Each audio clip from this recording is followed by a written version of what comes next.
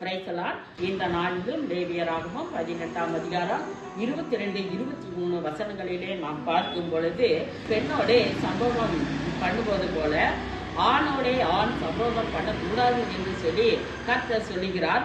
இந்த அருவருப்பான காரியங்களிலே நீங்கள் ஈடுபட வேண்டாம் என்று சொல்லி கர்த்தர் முதலாவது காரியமாக சொல்லுகிறார். இரண்டாவது காரியமாக யாதொரு மிருகத்தோடும் புணர்ச்சி செய்ய வேண்டாம் என்று சொல்லி கர்த்தர் சொல்லுகிறார். அப்படிப்பட்ட ஸ்ரீயானவள் மிருகத்தோட புணருதல் கூடாது என்று சொல்லி கர்த்தர் எச்சரிக்கிறார். மூன்றாவது காரியமாக விக்கிரகத்தை குறித்து கர்த்தர் சொல்லுகிறார்.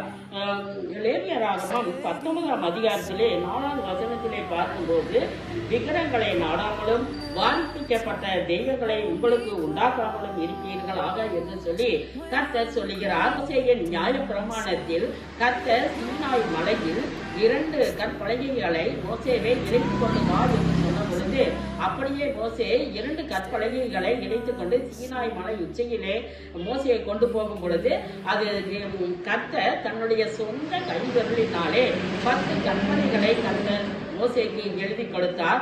அந்த மோசே வாங்கி கொண்டு 40 நாள் செய்யாமலும் குடியாமலும் கர்த்தரோடு 40 நாள் இருந்து அவருடைய சொந்த வரலினாலே இந்த கற்பலகைகளை எழுதி கொண்டு மலையிலிருந்து கீழே இறங்கி வரும் பொழுது இந்த ஆரோன் மற்ற ஜனங்களை எல்லாம் நோக்கி மோசே இன்னும் வரவில்லை, 40 நாள் ஆகிவிட்டது, இன்னும் வரவில்லை என்று சொல்லி இந்த ஜனங்களை எல்லாத்தையும் நோக்கி நீங்கள் உங்களுடைய கழுத்தில் இருக்கிற நகைகளையும் காதில் இருக்கிற நகைகளையும் கையில போட்டு இருக்கிற நகைகளையும் எல்லாத்தையும் கொண்டு வர சொல்லி அந்த இஸ்ரேல் ஜனங்கள் எல்லாரையும் கொண்டு வந்தார்கள்.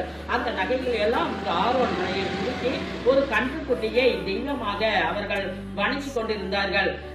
பாடலோடு அவர்கள் வணங்கி கொண்டு இருக்கும் பொழுது மோசே 40 நாள் இறங்கி வரும் பொழுது இந்த இஸ்ரேல் ஜனங்களை ஆர்வங்களை பார்க்கும் பொழுது இவர்கள் நாம் உண்மையுள்ள தேவனை நாம் பார்த்து வருகிறோம், இந்த பொய்யான கடவுளை இந்த விக்கிரகத்தை ஆராதிக்கிறார்கள் என்று சொல்லி இந்த மோசே சொல்லி அந்த கற்பனைகளை உடைத்து போட்டார். கர்த்தர் அந்த இஸ்ரேல் ஜனங்கள் மேல் கோபம் உண்டாகி இந்த ஜனங்களை நான் அழித்து போடுவேன், இவர்கள் விக்கிரக ஆராதனை செய்கிறார்கள் என்று சொல்லி கர்த்தர் சொல்லும் பொழுது அதற்கு மோசே அந்த ஜனங்களுக்காக மிகவும் வாதாடுகிறார்.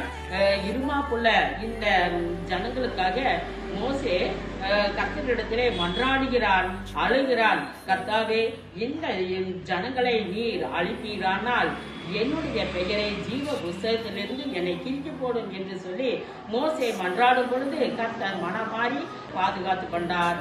ஆமென்.